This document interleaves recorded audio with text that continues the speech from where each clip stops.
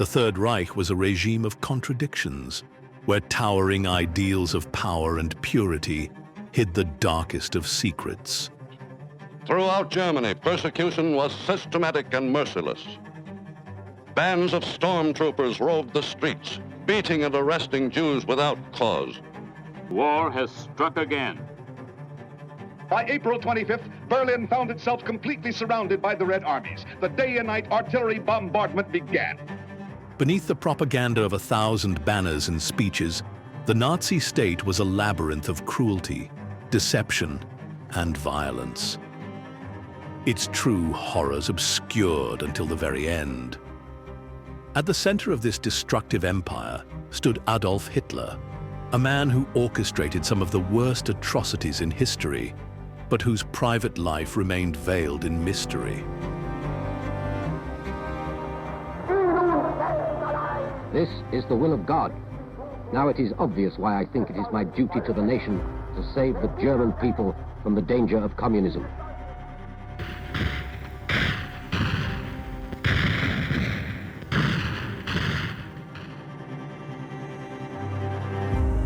Among those most hidden from the public eye was Eva Braun. His companion, confidant, and eventual wife, whose relationship with Hitler would remain largely in the shadows. It's a sort of relationship that Hitler sort of thinks he should probably have to make him feel normal, but actually I don't think it's a relationship that Hitler really needs. Her camera, along with the tapes she left behind, has provided us with a rare and chilling insight into the secrets of the Third Reich.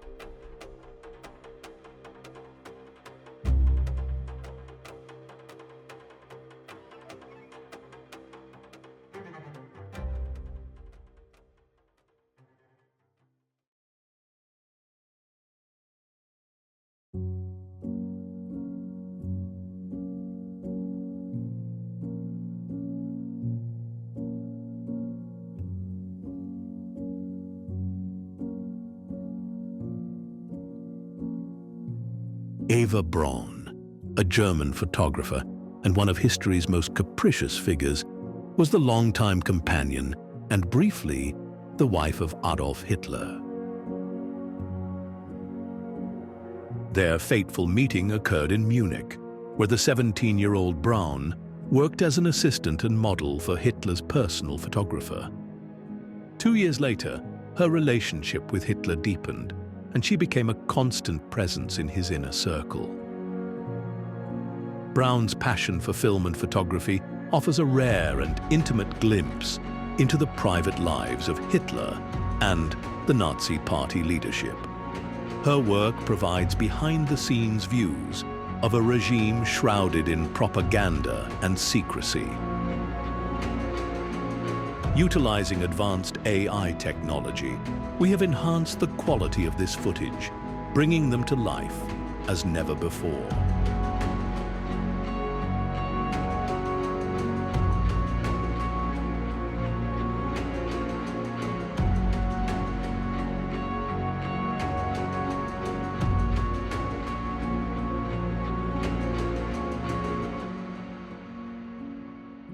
Eva and her sister Gretel shared a deep bond, spending much of their time together and enjoying a variety of hobbies, including swimming and skiing.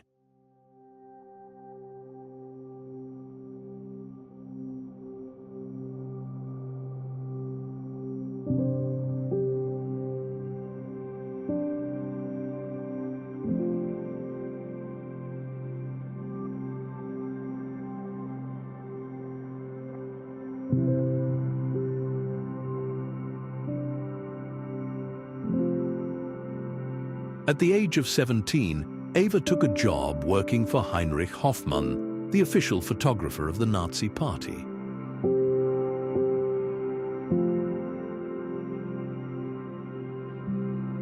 In Hoffmann's studio, Eva discovered her passion for photography and filmmaking, teaching herself the intricacies of operating a camera and developing film. It was in this environment that she first encountered Adolf Hitler. Hoffmann, a close associate of the Nazi leader, frequently visited the shop, and it was during these visits that Hitler, despite being 23 years her senior, took a particular interest in Eva.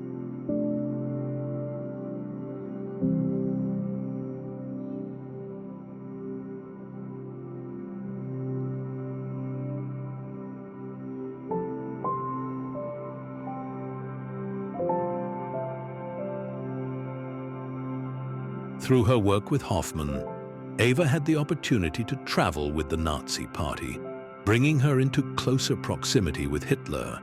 While she was frequently seen in his presence, she was never alone with him.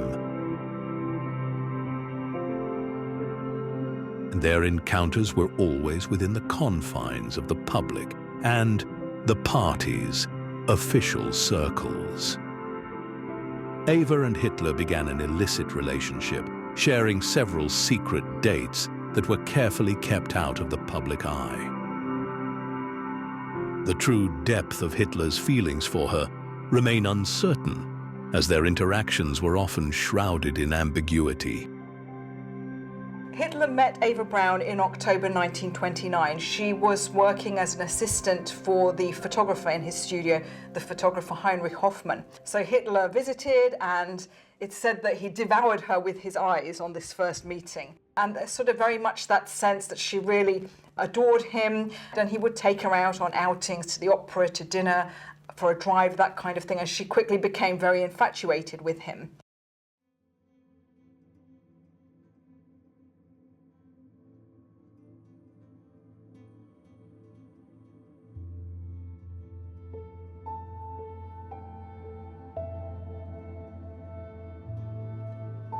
Through her work with Hoffmann, Eva had the chance to travel alongside the Nazi Party, which allowed her to be in closer proximity to Hitler.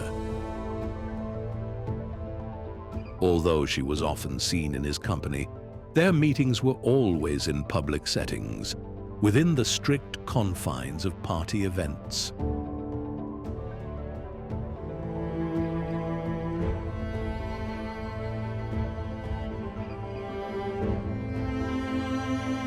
She was never alone with him, and their interactions remained carefully controlled, never straying beyond the boundaries of the official party apparatus. She's a very, very difficult character to put one's finger on. Why? Because she was very much kept in the background by Hitler, because Hitler was very keen not to lose favour with German women by seeming, by cutting himself off with his own wife or a girlfriend. So, she was very much kept in the background.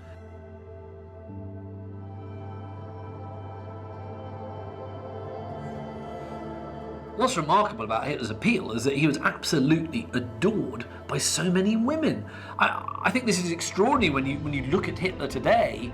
And he's not a physically particularly impressive specimen, and not, I suggest, a figure that many women would find particularly attractive. But a lot of women did find him attractive because he was powerful, but also because I think that he brought out a sense of needing to be mothered. And people felt that, the Führer looks after us, but we can also look after him as well. And this is why he deliberately, and not until the very last few days of his life, why he never really wanted to be publicly associated with a woman, i.e. get married or have a girlfriend, because he sort of felt that he was married to all German, and indeed the German people at large.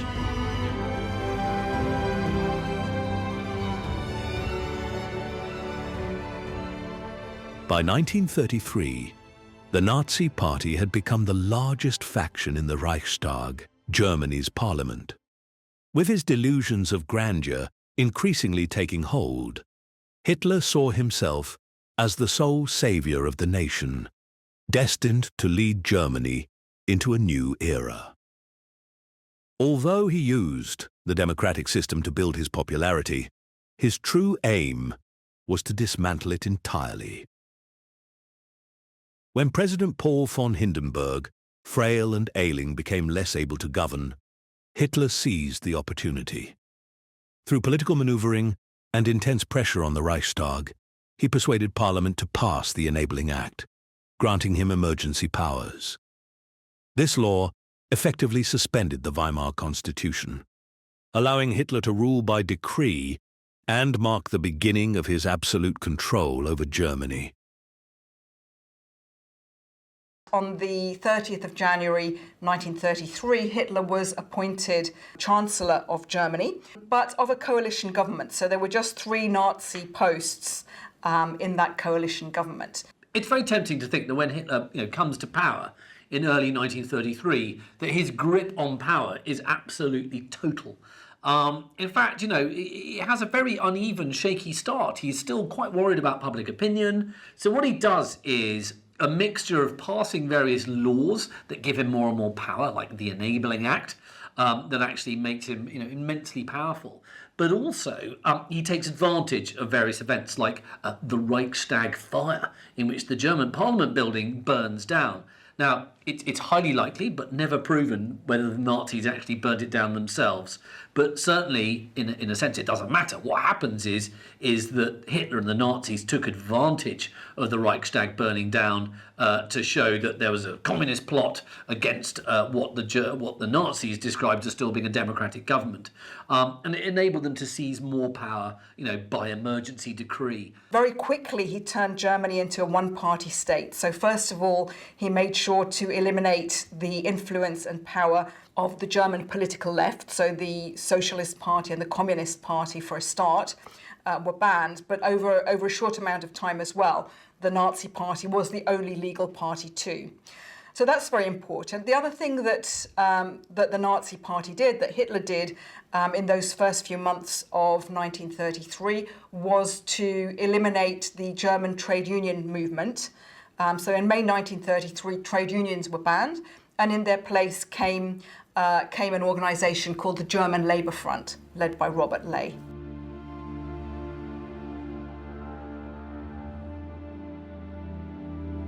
Eventually, in January 1933, he becomes Chancellor. Now, don't forget, Chancellor in Germany, and this still remains today, is not, at the time, the head of state. The head of state is the president. So it's the Chancellor, though, who has the real executive power. The German people, largely supportive of Hitler's rise to power, were unaware of the horrors that lay ahead. Driven by a combination of fear, propaganda, and a sense of national renewal, many believed that Hitler's leadership would restore Germany's strength and pride. The promises of economic recovery, national unity, and the rebuilding of a fractured nation resonated deeply with a population scarred by the aftermath of World War I and the Great Depression. However, they remained largely blind to the dark path he was preparing to take the country on, one that would soon lead to widespread persecution, war, and unimaginable suffering. The true extent of Hitler's brutal agenda was hidden behind a carefully crafted image, and the German people, at least in the early years, were unable to grasp the magnitude of the horrors that would soon unfold. By and large, the opinion of Hitler within Nazi Germany from the years he was in power, from 1933 all the way through to 1945, it varied considerably. Now, of course, like a lot of political leaders coming into power, when he started, he was really very popular. Yes, there were certainly people who had misgivings about him, but certainly within the first few years in which he was in power, and it seemed like the economy was going well, the majority of people in Germany, I think it's fair to say, really liked Hitler, and they thought that actually he is transforming our nation. We were on our knees, and now just a few years later, we're almost on top of the world. So yes, by and large, to begin with, public opinion of Hitler was incredibly positive. But of course, this starts to change when things go wrong. At the beginning of the war, he's invading countries left, right and centre. Militarily, things are going brilliantly, so therefore everyone loves the leader. But what happens next is, of course, the Russian campaign goes badly, and of course, when the Allies invade northern France on D-Day, June 1944, and those forces punch their way into Germany, and the Russians are punching from the other way, of course, people's opinion about Hitler, is by and large negative. The big problem for the public, of course, is they can't express that negativity because it's a dictatorship. But certainly by the end of the war, January 45 through to the capitulation in May, public opinion of Hitler is at rock bottom.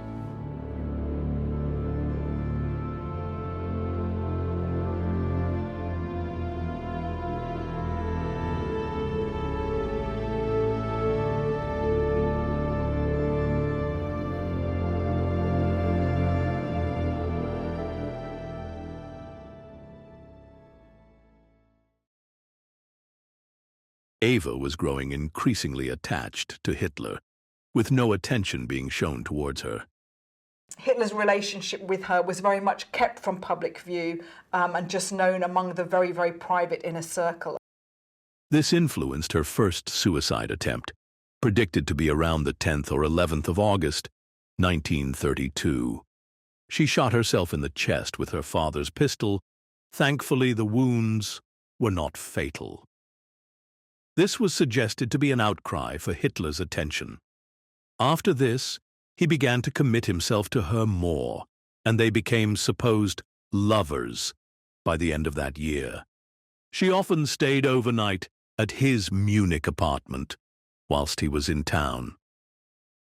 It's very unclear as to what sort of relationship that Hitler actually had with Eva Braun. How sexualized it was, again, is impossible to say. But the fact is, it clearly was not a normal kind of relationship. It wasn't boyfriend and girlfriend. I suppose today we might call it arm candy in some way. But it wasn't public arm candy, because Hitler would never go around in public with Eva Braun in the same way as politicians today will go around with their wife or their husband or boyfriend or girlfriend. So it's a sort of relationship that Hitler sort of thinks he should probably have to make him feel normal, but actually I don't think it's a relationship that Hitler really needs.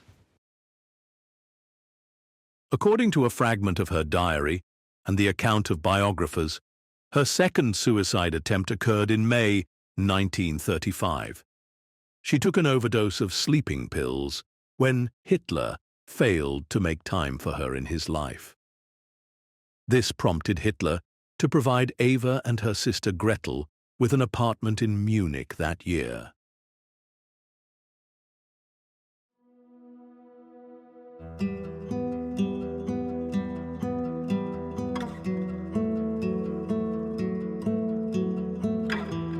In 1935, the Nuremberg Laws were introduced, marking a brutal turning point in Nazi anti-Semitic policy.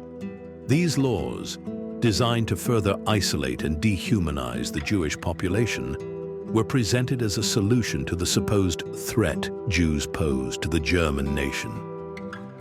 Hitler, using a relentless campaign of propaganda, convinced many Germans that Jews were to blame for the country's previous struggles, including its defeat in World War I and the economic hardship of the Great Depression. The Nuremberg Laws made marriage between Jews and non-Jews illegal and stripped Jews of their citizenship and civil rights, rendering them second-class citizens in their own country.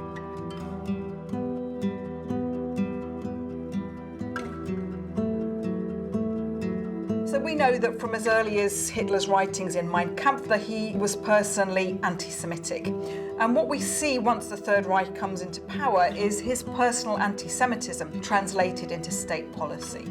So from the very earliest days and months of the Third Reich, there were many different measures, legal measures taken against the Jews, and also illegal measures as well. Just as he had promised in Mein Kampf, Hitler is treating the Jews in Germany as an internal enemy. So what you see are laws stripping Jews of their German citizenship.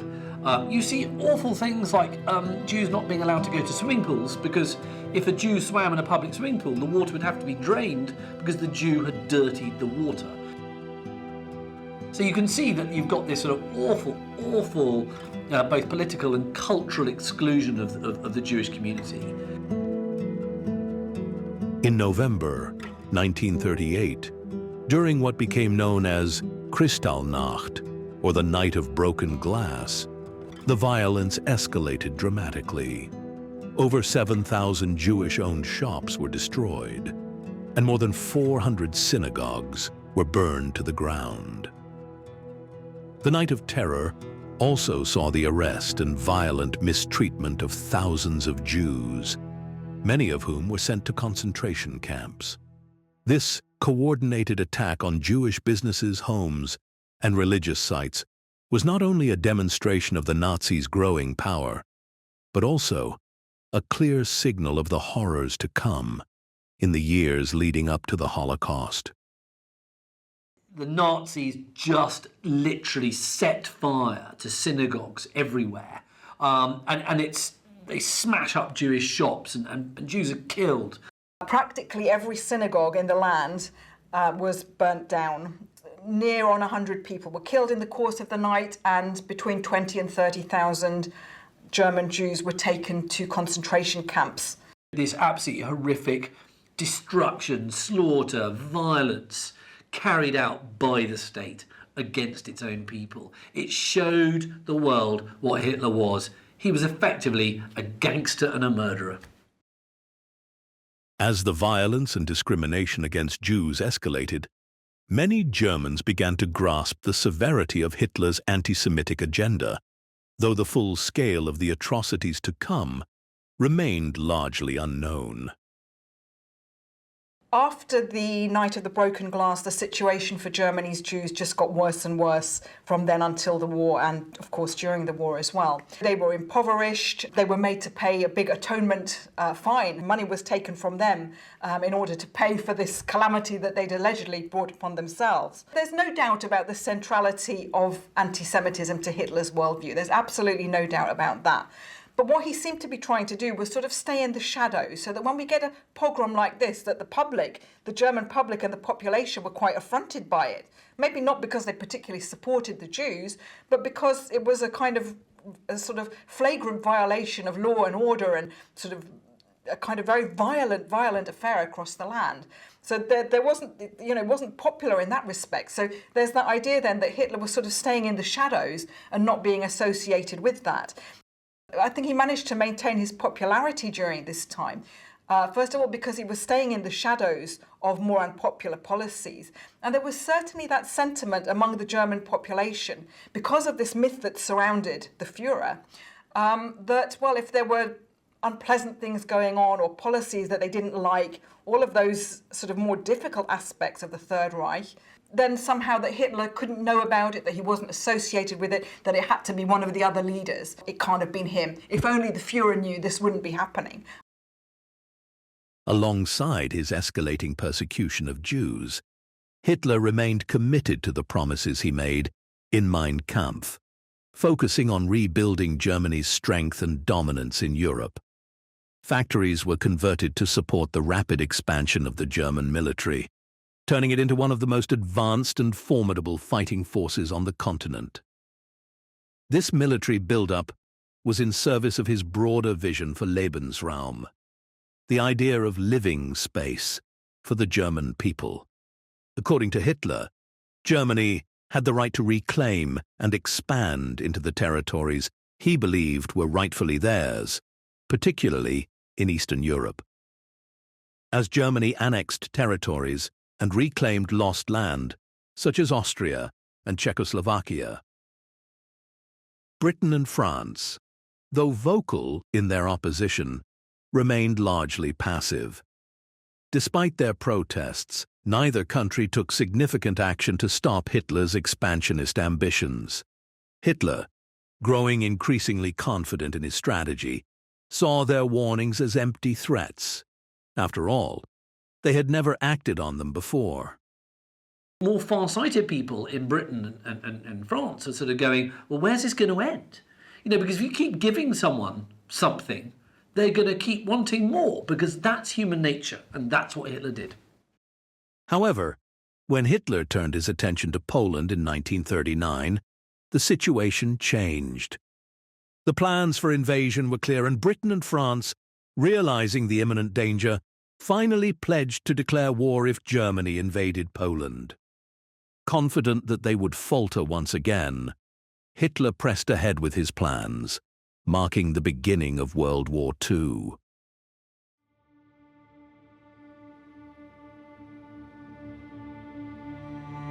The Berghof, a secluded retreat nestled in the Obersalzberg mountains above the town of Berchtesgaden, became one of Hitler's most important personal sanctuaries.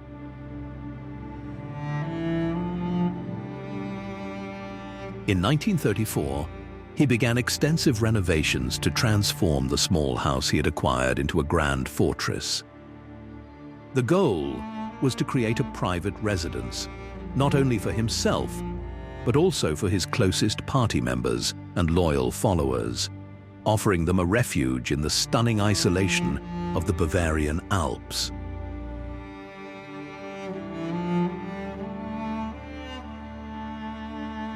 Chosen for its remote and strategic location, the Berghof allowed Hitler to escape the pressures of his increasingly demanding role as the dictator of Germany.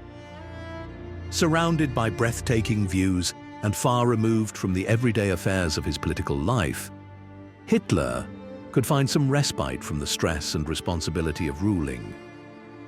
The retreat, with its luxurious accommodations and isolation, served as both a place of relaxation and a symbol of the regime's growing power, where Hitler could unwind and indulge in the quiet solitude of the mountains, away from the watchful eyes of the public and the growing unrest of the outside world.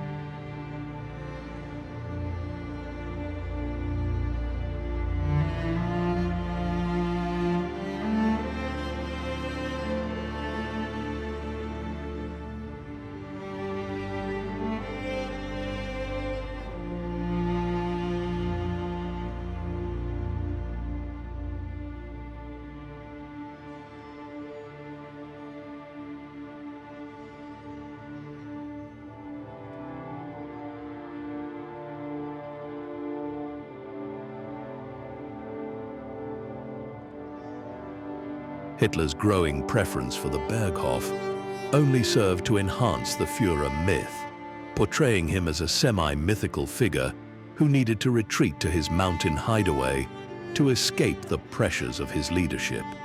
Yet, as the years passed, his increasing isolation also raised questions about his commitment to Germany.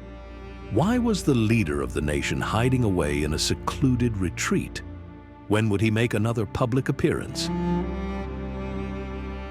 At the Berghof, Hitler maintained strict control over who could gain access to him.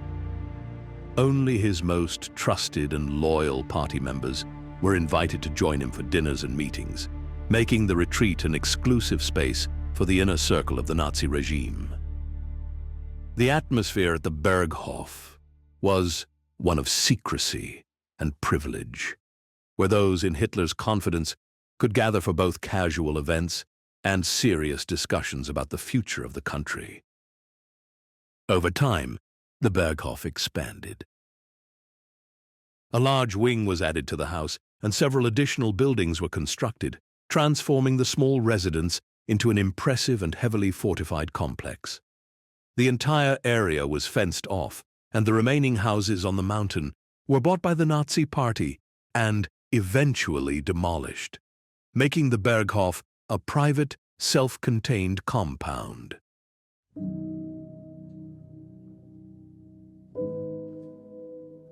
Hitler's access to the retreat was ensured by a private guarded road, which provided him with a direct and secure route to his mountain sanctuary.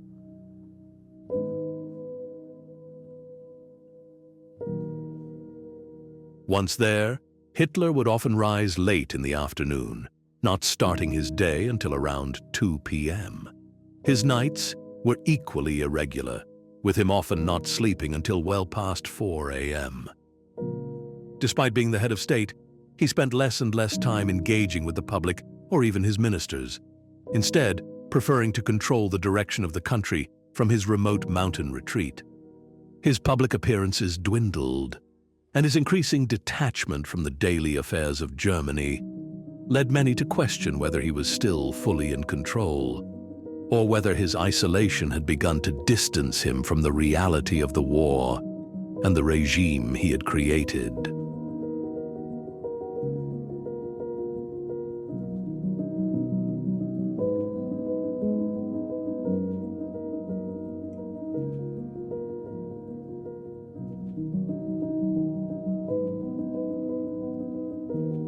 Eva was often described by her cousin as one of the most unhappy individuals she had ever encountered.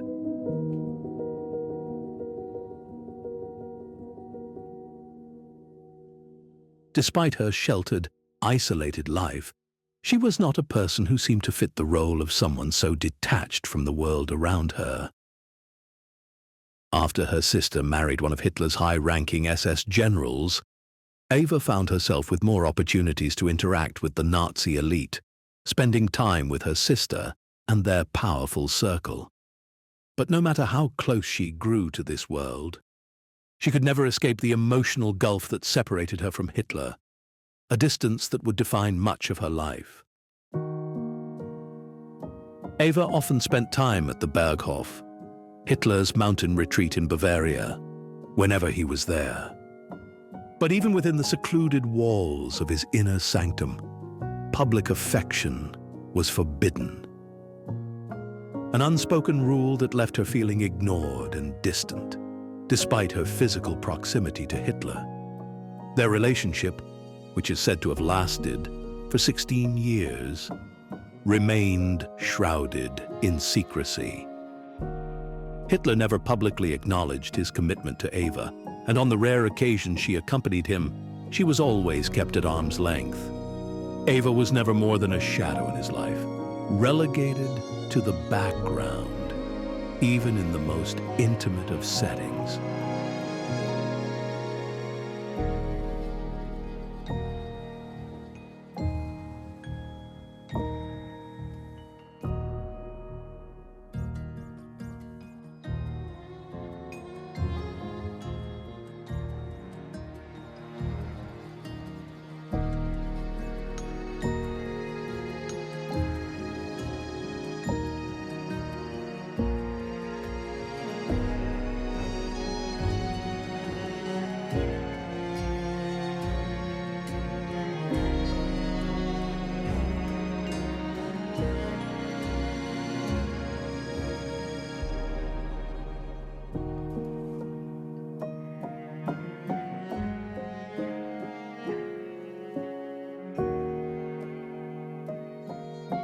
Eva's passion for photography and film has proven invaluable in offering a rare glimpse into the private world of Adolf Hitler, far beyond the propaganda and the carefully crafted image of the Führer. Through her lens, we are given an intimate, often unsettling view of the man behind the myth. While Hitler sought solace in the isolation of the Bavarian Alps, enjoying the peaceful surroundings of his mountain retreat, his once mighty empire was crumbling.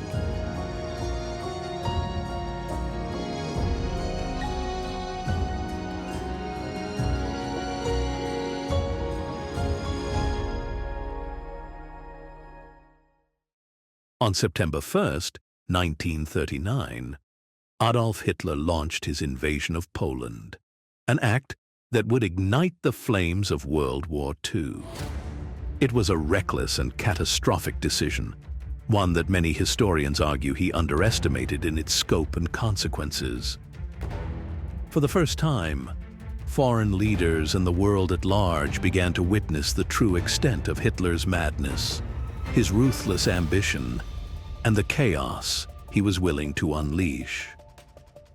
But for Eva, this was the man to whom she'd been drawn. Despite the growing evidence of his brutality and instability, she remained tethered to him, an emotional connection that would persist even as the world around her descended into war and ruin. In September 1939, Hitler invades Poland. along with Stalin. Stalin also, Soviet Russia, also invades Poland at the same time. But what the world remembers is the fact that Hitler invaded Poland, and a couple of days later, the British declare war on Germany. The German population, because of Hitler's popularity, and even though they had experienced the horrors of the First World War and the trench warfare of the First World War, and all of the shell shock and everything that went with it, because he was so popular, they might not have been delighted to go to war in September 1939, but they went along with it.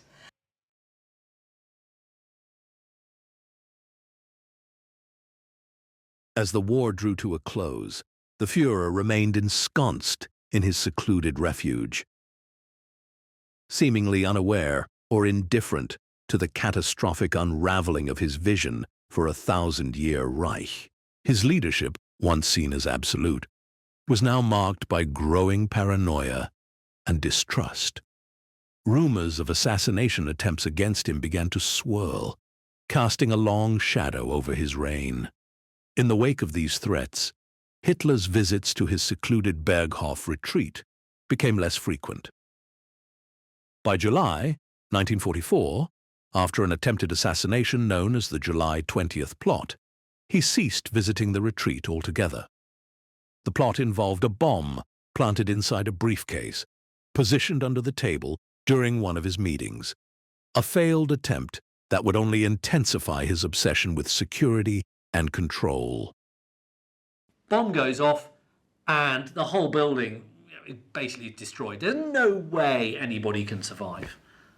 But miracle upon miracle, Hitler survives because this oak table is so heavy, so over-engineered, that actually it absorbs so much of the blast that Hitler gets away with, I think, a perforated eardrum, some torn trousers, and a bit of shock. Though he survived, the attempt left a deep psychological scar, intensifying his mistrust of those around him. In the months that followed, Hitler's health began to visibly deteriorate. A tremor, once barely noticeable, became more pronounced, a physical sign of the psychological toll that the war and the constant fear of betrayal was taking on him.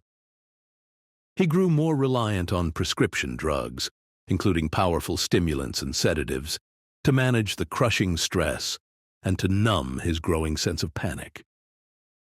What had once been an unyielding, calculating leader was now a man teetering on the edge of collapse. He survives this absolutely huge blast, and people look at the building and think, how can anybody have survived that? He's incredibly lucky, and as a result, of course, the bomb plot fails. And all the people who are involved, the conspirators, are rounded up. Some of them are executed summarily. Some of them are famously strung up and hanged with piano wire and filmed. And their executions are supposedly watched by Hitler repeatedly. This is a really, really devastating blow for any resistance in the Third Reich. But it wasn't just assassination plots that threatened him. The very foundation of his regime was under siege.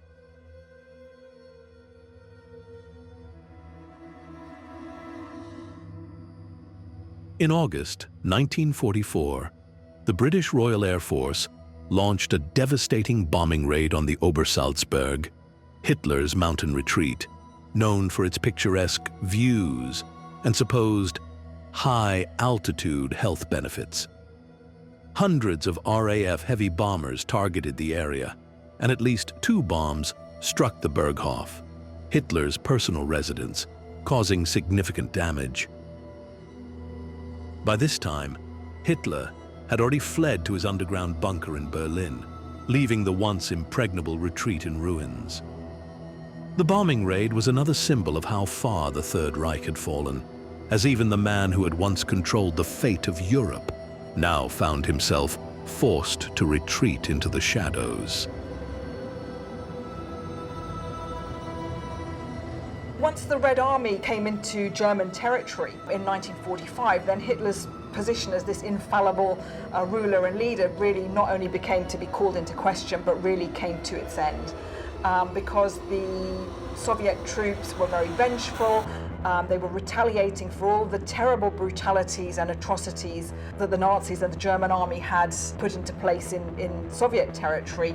What it meant was that they were coming closer and closer on their journey westwards to Berlin, and eventually Hitler and a very small inner circle around him had to retreat to his bunker, his underground bunker. In the final days of his life, Adolf Hitler had become a shadow of the man who once commanded a powerful empire. The Führer, now a demented dictator, struggled to maintain control over a collapsing Third Reich, one that had already been reduced to a phantom state. His once loyal army, now fragmented and demoralized, had little desire to follow his increasingly erratic orders. By this point, Hitler believed that Germany had failed him, that the country no longer deserved his rule or the vision he had once promised. In his delusional state, he sought to bring it all down with him. The idea of Germany's destruction became a twisted form of retribution. He no longer saw the nation as something worth saving, but as a nation that should collapse entirely, consumed by the same chaos and ruin he had brought upon it. This is a war brought about by Hitler, and this is a war that Hitler has fought for too long, and he's fighting it to the death. And he's fighting it to the death of the people who he supposedly loves, and he no longer loves them by the end of the war. And he says that basically the German people don't deserve him, the German people don't deserve Germany, and everybody should fight to the death because basically, they don't deserve to be alive because they failed him. Classic narcissistic thinking. The world is for him, and he's not there for the world. Only one person stood by his side, Eva Braun.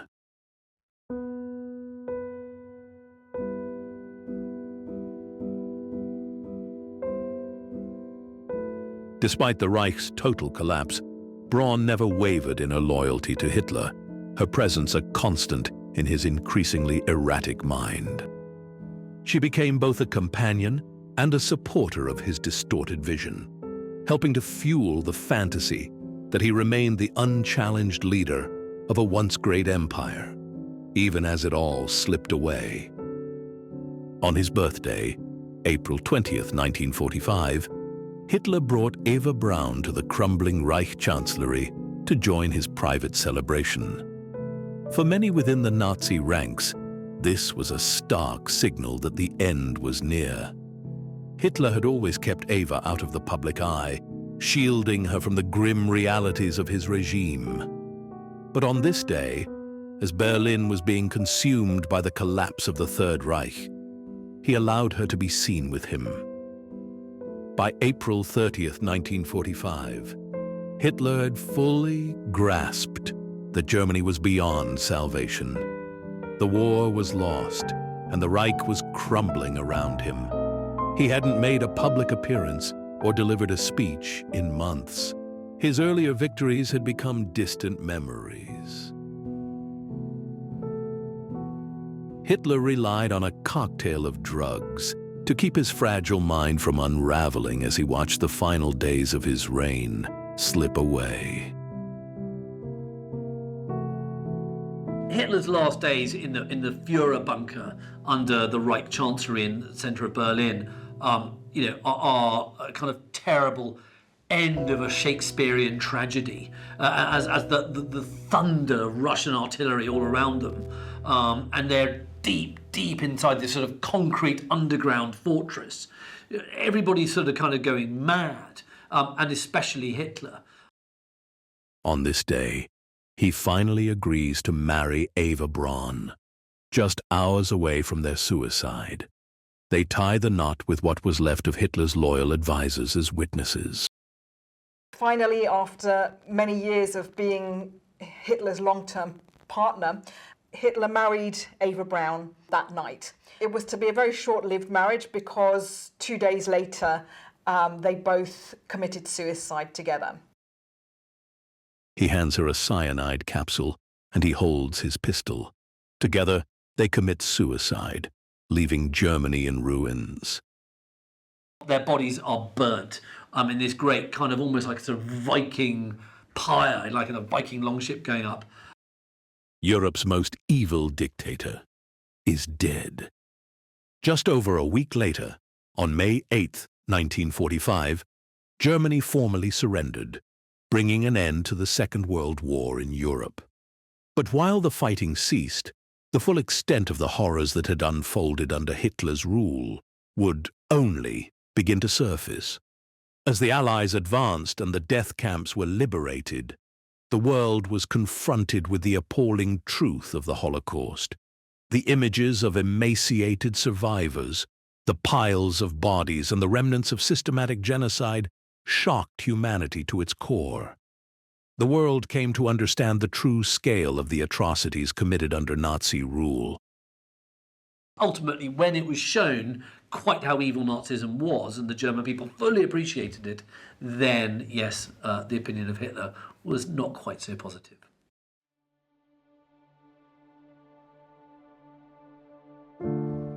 The mass murder of 6 million Jews, millions more from other persecuted groups, and the unspeakable horrors carried out in the name of Aryan supremacy.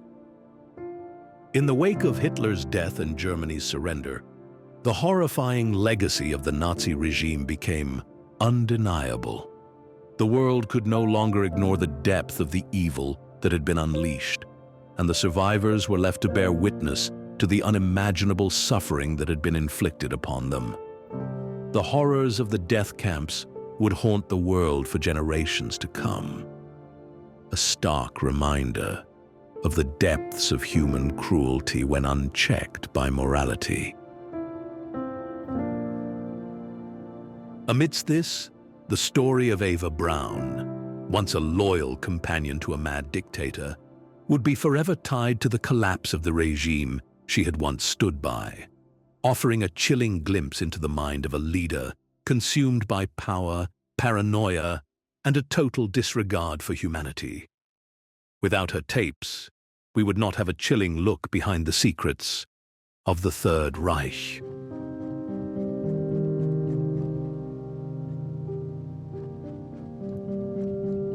Through these images and recordings, we are given a glimpse behind the carefully crafted facade of power and propaganda, exposing the private moments of a regime on the brink of collapse. What was once hidden in the shadows, the human side of Hitler's reign, his closest confidants, and the quiet complicity of those around him, now stands revealed, offering a haunting record of the final days of Nazi Germany.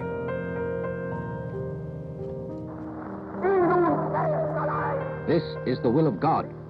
Now it is obvious why I think it is my duty to the nation to save the German people from the danger of communism.